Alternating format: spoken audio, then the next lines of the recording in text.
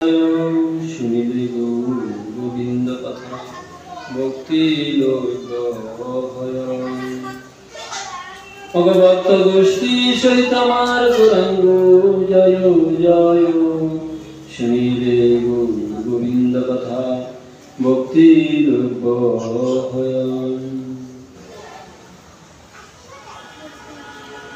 অনন্ত কোটি ব্রহ্মাণ্ডে বিরাজিত অনন্ত কোটি সাধুগুরু বৈষ্ণবের শ্রীচরণে জানাই অনন্ত কোটি প্রণতি। আজকের এই অনিন্দ সুন্দর সন্ধ্যায়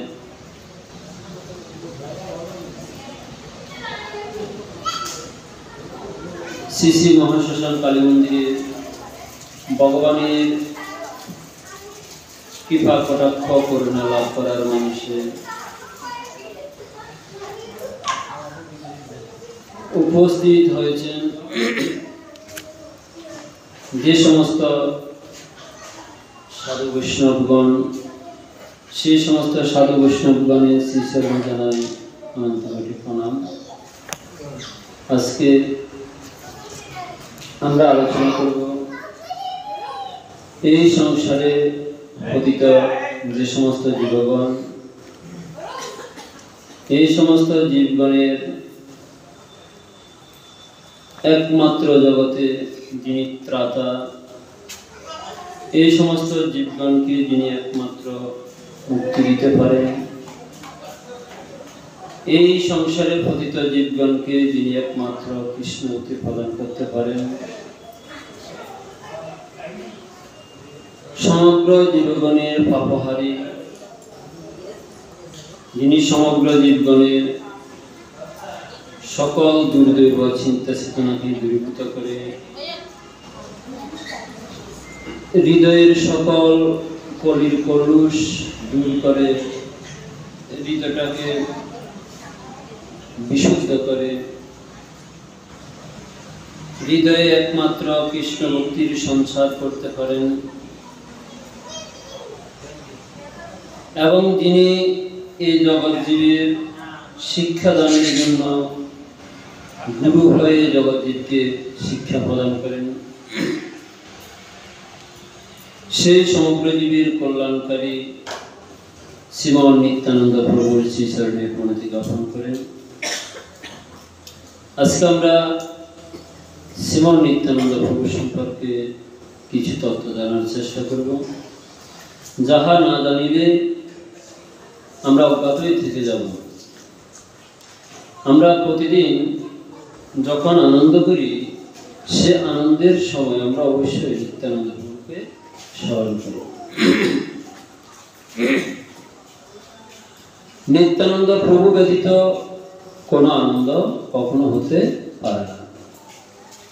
নিত্য যিনি আনন্দ প্রদান করেন তিনি তো Nityananda.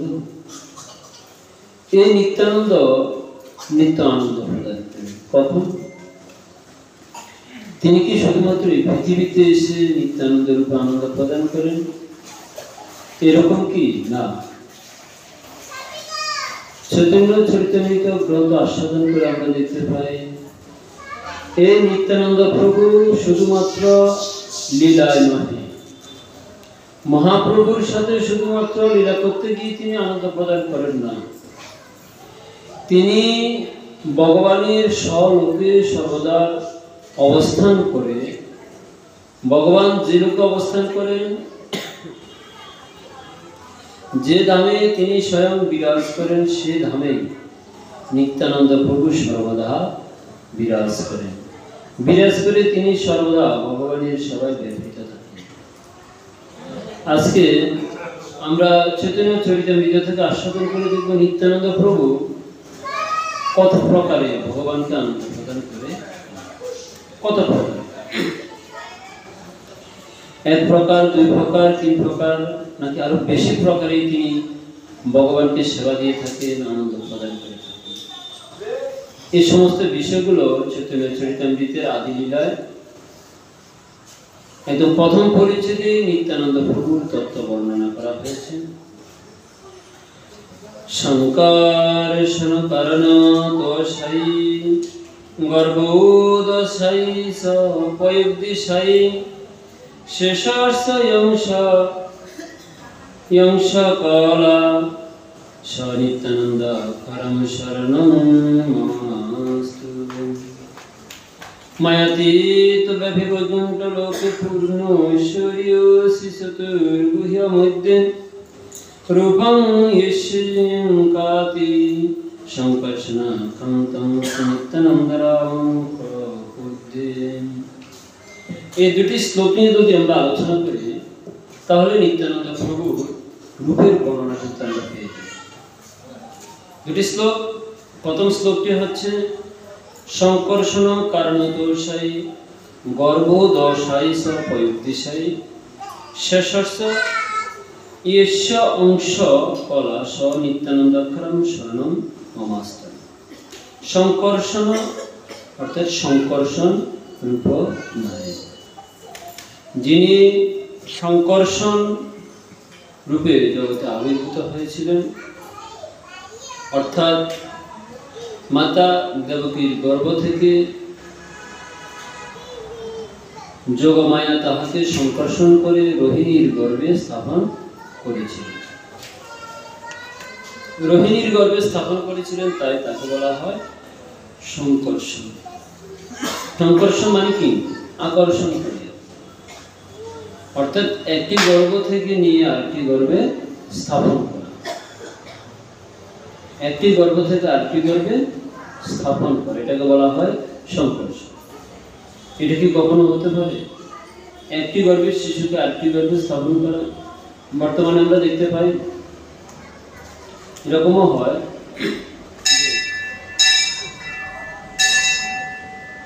মাতৃগর্ভে test tube baby test tube baby শিশু জন্মের কথা আমরা শুনতে পাই।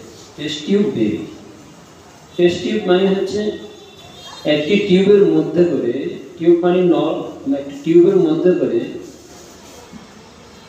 বীর্য এবং অর্থাৎ শুক্রাণু এবং ডিম্বাণু এই দুটির মিশ্রণের মধ্য দিয়ে একটি শিশু জন্মের প্রক্রিয়া পদ্ধতি, এটাকে বলা হয় test tube baby, test tube পদ্ধতি। এর মধ্য দিয়ে কি হয়? সন্তান জন্মদান করানো। তো যে শুক্রাণু, এই শুক্রাণু কিন্তু ইচ্ছা করলে বিজ্ঞানী তৈরি হতে পারে না, তাও মানুষের দেহদাত অর্থাৎ পিতা থেকে কিন্তু, পুরুষ থেকে কিন্তু সেই শুক্রাণুর জন্ম। তো সেই প্রক্রিয়ায় যেমন একটি শিশু জন্ম হয়, তো ঠিক তার থেকে আরো একটু আধুনিক পদ্ধতি হলো সংকর্ষণ, অর্থাৎ এক গর্ভ থেকে গিয়ে আরেক গর্ভে সরাসরি স্থানান্তর, অর্থাৎ এই গর্ভে শিশুটি আছে কিন্তু শিশুটিকে সরাসরি আরেকটি গর্ভে গিয়ে স্থানান্তর। টেস্ট টিউব এর সাথে সংকর্ষণের পার্থক্য হলো টেস্ট টিউবটা হলো একদম সরাসরি প্রাথমিক অবস্থা, একদম প্রাথমিক অবস্থায় যেখানে শুক্রাণু এবং ডিম্বাণু মিলন হয়। আর সংকর্ষণ মানে হচ্ছে শিশুটি মাতৃগর্ভে আছে এমন অবস্থায় কখনো আরেকটি গর্ভে স্থাপন করা কখনো সম্ভব নয়। কেননা আমাদের দেহে 10টি ছিদ্র আছে,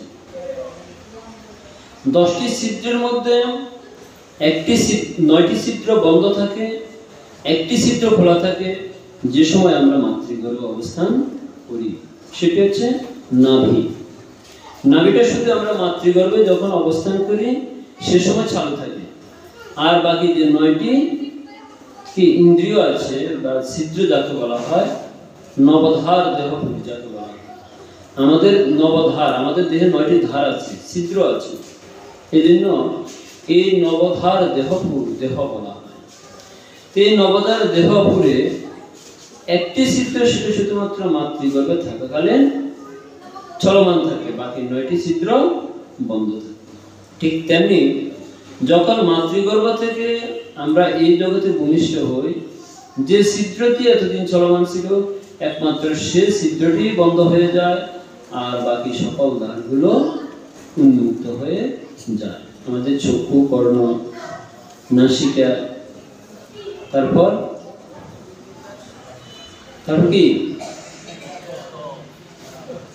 বলুন, অর্থাৎ আমাদের চক্ষু, কর্ণ, নাসিকা, মুখ এবং আমাদের বায়ু এবং উপস্থ, জিহ্বা ত্বক না, হচ্ছে আমাদের দুই চক্ষু, দুই কর্ণ, দুই নাসিকা।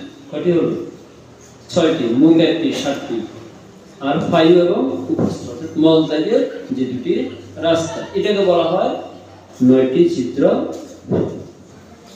এই 9টি চিত্রপথ উন্মুক্ত হয়ে যায় একমাত্র নাভিটা বন্ধ হয়ে যায়। একটি মাতৃগর্ভ থেকে যদি একটি শিশু কি হয়, যদি জাত হয়, জন্মগ্রহণ করে, আরেকটি গর্ভে তাকে স্থাপন করা হলে সেটি বেঁচে থাকবে? কখনো বেঁচে থাকবে না। কিন্তু অদ্ভুত বিষয়, যেটা কোনো মানুষের পক্ষেই সম্ভব নয়, কোনো বিজ্ঞানীর পক্ষে সম্ভব নয়, সে কার্যটাই যোগমায়া সম্পন্ন করে দেখানো। ভগবান যদি সাধারণ মানুষের মতো কর্ম করেন, মানুষ তো বলবে ভগবান যা করেছে আমাদের বিজ্ঞানী তো তাই করেছে, নতুন আর ভগবান কি করেছে তা আমরা সকালেই পারি। বিজ্ঞানীরা তো গর্ব করে বলতে পারে আমরা তো এটা করেছি, ভগবান আর কি আহামরি করে দেখালেন। ভগবান বলছেন না, তোমরা তো অনেক কিছুই করবে, তোমাদেরকে আমি সে বুদ্ধি দিয়েছি, জ্ঞান দিয়েছি, মেধা দিয়েছি, তোমরা অনেক কিছুই করতে পারবে। কেননা মানুষ পৃথিবীর শ্রেষ্ঠ জীব, আমি তোমাদেরকে আমার মতো করে সৃষ্টি করেছি। ভগবানের রূপটা যেমন, মানুষের রূপটাও ঠিক তেমনি তেমন, আকার আকৃতিটা ভগবানের যেমন মস্তক, হস্ত, পাদুকা, পা, তারপর নাসিকা, চোখ সব আছে, মানুষের ঠিক তেমনি সবকিছু আছে। তো ভগবান বলছেন আমি আমার মতো করে তোমাদেরকে সৃষ্টি করেছি। কেননা আমি, যারা আমার সেবা করবে, আমার উপাসনা করবে, তারা যদি আমার মতো পূর্ণ দেহগঠিত না হয়, তাহলে তাদের সেবা তো পূর্ণ হবে না। তাই দেখুন পশু পাখিরও মুখ আছে, পা আছে, আছে না? মানুষের মতো ওরকম নেই, যারা মানুষ সেবা করতে পারে, পশু পাখি সেরকম ভাবে সেবা করতে পারে না। একটি প্রাণী যেমন মোরগের তো পায়ের মধ্যে এরকম 4টা 5টা করে আঙুলের মতো আছে, মানুষের মতো কি সেটা না। মানুষ যেমন যেমন সুযোগ সুবিধা লাভ করেছে, অন্যান্য প্রাণী কিন্তু সেরকম সুযোগ সুবিধা লাভ করেনি, একমাত্র মানুষের কাছে। তাই ভগবান মানুষকে সৃষ্টি করেছেন তাহার মতো করে, যাহাতে মানুষগণ তাহার সেবা করতে পারে। তো ঠিক তেমনি ভগবান বলছেন আমি এমন জিনিস করে দেখাবো, এমন লীলা করে দেখাবো, যেটা মানুষ কখনো চিন্তা করতে পারে না। এটা কখনোই মানুষের পক্ষে সম্ভব নয়। একটি গর্ভ থেকে সন্তানকে নিয়ে আরেকটি গর্ভে স্থাপন করা ইম্পসিবল, এটা কখনো সম্ভব না। কারণ নাভি যখন কেটে দেওয়া হয়, এটাকে আর কখনো জোড়া লাগানো যায়, এই নালিকা কখনো জোড়া লাগানো সম্ভব নয়। তো ভগবান সে যোগ মায়ার দ্বারা কি করলেন, নিত্যানন্দকে অর্থাৎ বলরামকে, বলদেবকে দ্বাপর যুগে দেবকীর গর্ভ থেকে রোহিণীর গর্ভে স্থাপন করেছিলেন, তাই তাকে বলা হয় সংকর্ষণ। সেখান থেকে যে সংকর্ষণ হলো তা কিন্তু না, আগে থেকে তিনি সংকর্ষণ, সেটা আমরা পাবো। তাহলে ভগবান যেমন দেখুন দ্বাপর যুগে ভগবান শ্রীকৃষ্ণ কি করেছিলেন, খান্ডব বন, আগুনে পোড়া যাচ্ছে, তো ভগবান ইচ্ছা করলে আগুনটাকে নিভিয়ে দিতে পারতেন, জল বর্ষণ করে, মেঘ দ্বারা জল বর্ষণ করে তিনি সেটা নিভিয়ে দিতে পারতেন। ভগবান কি করেছেন, সমস্ত আগুনগুলোকে নিজের উদরের মধ্যে প্রবেশ করে দিয়েছেন। ইম্পসিবল মানুষের পক্ষে, মানুষের পক্ষে কখনো আগুন গ্রহণ করা, আগুন খেয়ে ফেলা কখনো সম্ভব। ভগবান সেটা খেয়ে দেখেন। মানুষ যত শক্তিশালী হোক না কেন, এত বিশাল একটা পর্বত রাশি কখনো 1 দিন 2 দিন 3 দিন 4 দিন কতদিন ধারণ করবে, ভগবান সেটা ধারণ করে দেখেন। ভগবান ইচ্ছা করলে সে গোকুলবাসীদেরকে এমনিতেই রক্ষা করতে পারতেন। এত বড় একটা পর্বত হাতে তুলে নিয়ে তিনি রক্ষা করার কি প্রয়োজনটা? ভগবান বলছেন যে আমি এমন লীলা করবো যেটা মানুষ শুধু অবাক হয়ে আজীবন তারা শুধু কল্পনা করবে, এটা কখনো মানুষের পক্ষে সম্ভব হবে না। তাই তো তিনি ভগবান।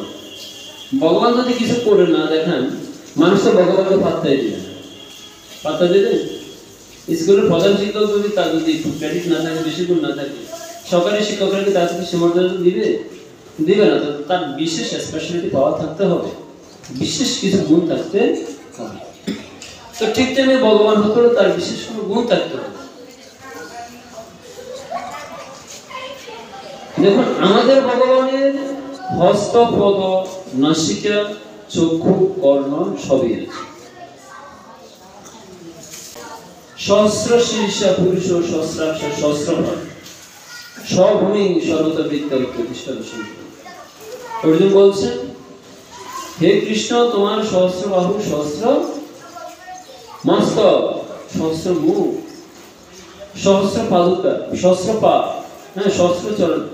আমি তো অবাক হয়ে যাচ্ছি, এত কিছু কি করব? তোমার এত হস্ত, এত মস্তক, যে তোমার এক এক মুখ দিয়ে, কোন মুখ দিয়ে রাক্ষসগণ প্রবেশ করছে, কোন মুখ দিয়ে সাধুগণ প্রকাশিত হচ্ছে, কোন মুখ দিয়ে বেদ প্রকাশিত হচ্ছে, জ্ঞান প্রকাশিত হচ্ছে। তো অদ্ভুত বিষয়, এটা কখনো হতে পারে না, অসম্ভব বিষয়। তুমি নিশ্চয়ই ভগবান না হলে তা কখনো সম্ভব হতে পারে না। তাহলে ভগবানের দেখুন হস্ত, পদ, নাসিকা সবই আছে। ভগবান এমন বস্তু, তাকে বর্ণনা করা যাবে না, তাহলে বুঝতে হবে এটা কোনো ভগবানই হতে পারে না। দেখবেন কোন কোন ধর্মে আছে, তারা তাদের সৃষ্টিকর্তার বর্ণনা দিতে পারে না।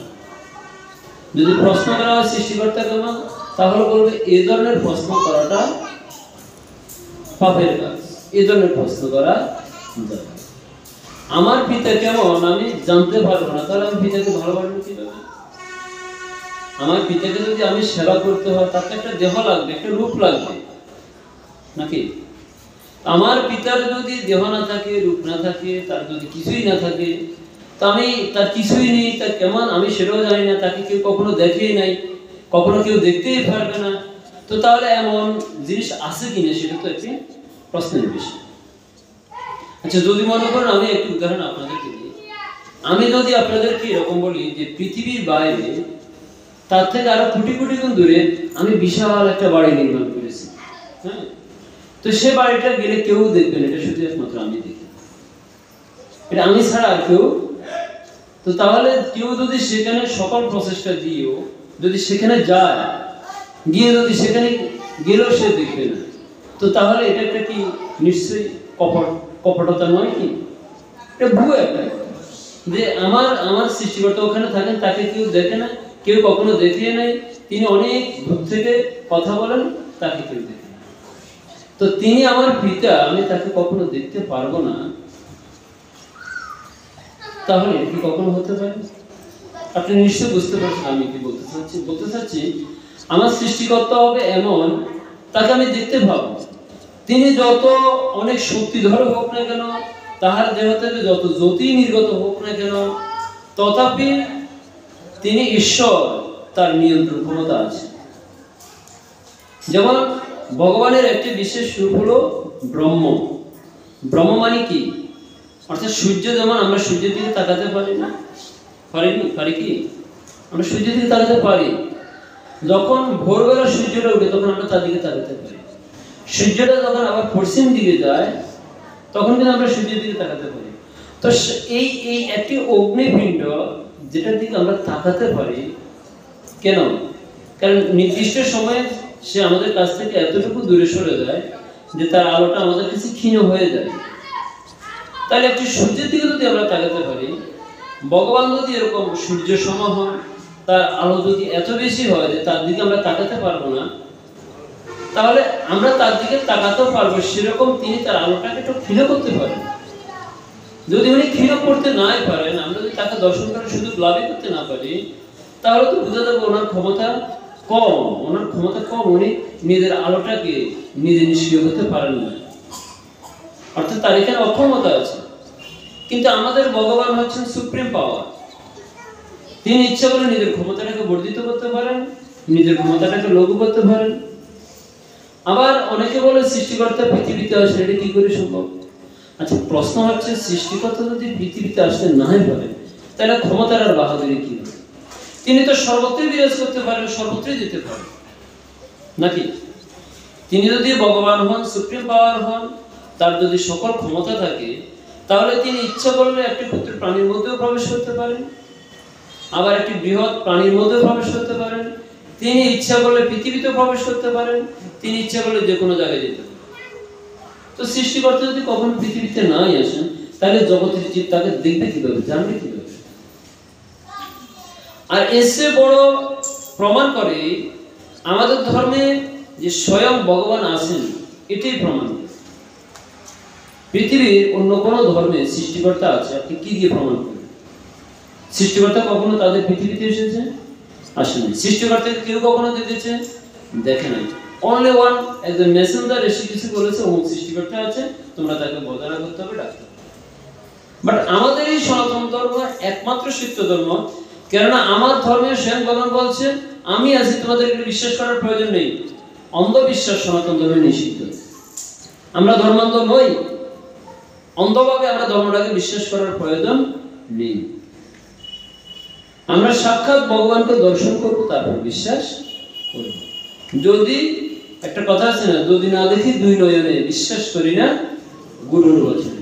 তাহলে যদি দুই নয়নে না দেখি তাহলে আমি কিভাবে বিশ্বাস করব? তাহলে ভগবান যে আছেন সেটা কি আমরা সাক্ষাৎ দর্শন করেছি? আমরা যখন মাতৃগর্ভে ছিলাম 7ম মাসে আমরা ভগবানকে দর্শন করেছি, কিন্তু আমরা ভুলে গেছি। ভগবান তো জানেন আমরা মায়ের এই সংসারে সব ভুলে যাব, তাকে মনে রাখতে পারবো না। তাই ভগবান বলছেন না, আমি যাব পৃথিবীতে তোমাদেরকে দর্শন দেওয়ার জন্য, তোমাদের সাথে আনন্দ করার জন্য, লীলা করার জন্য আমি পৃথিবীতে যাব। তাই তো ভগবান সেই বিশাল ব্রহ্ম আজকে ক্ষুদ্র হয়ে মনুষ্য রূপ ধারণ করে পৃথিবীতে আমাদের সম্মুখে এসে উপস্থিত হলেন, এবং তিনি প্রতি যুগে যুগে মন্বন্তরে অবতীর্ণ হয়ে আমাদেরকে কি করেন? আমাদেরকে তিনি দর্শন দিয়ে দেন, আমাদেরকে তিনি শিক্ষা দিয়ে দেন, এবং এটাই প্রমাণ করে যান যে দেখো আমি আছি, তোমাদের অবিশ্বাস করার কোনো প্রয়োজন নেই, তোমাদের অন্ধবিশ্বাস করার কোনো প্রয়োজন নেই, আমি আছি, তোমরা নিজে চোখে দেখো। তখন প্রশ্ন হতে পারে, এখানে আমরা যারা আছি আমরা কি ভগবানকে দেখেছি? আমরা তো এখন এই মুহূর্তে ভগবানকে তো দেখিনি, কিন্তু আজ থেকে 550 বছর পূর্বে স্বয়ং ভগবান তো ছিলেন। আমার দাদু তার দাদু তার দাদু তো দেখেছি, এবং দেখে শুনেই তো তারা সেই লীলাটা বর্ণনা করেছে, নাকি মুখস্থ কোনো বিদ্যা লিখেছে? মুখস্থ কোনো বিদ্যা তো তারা লেখেন নাই।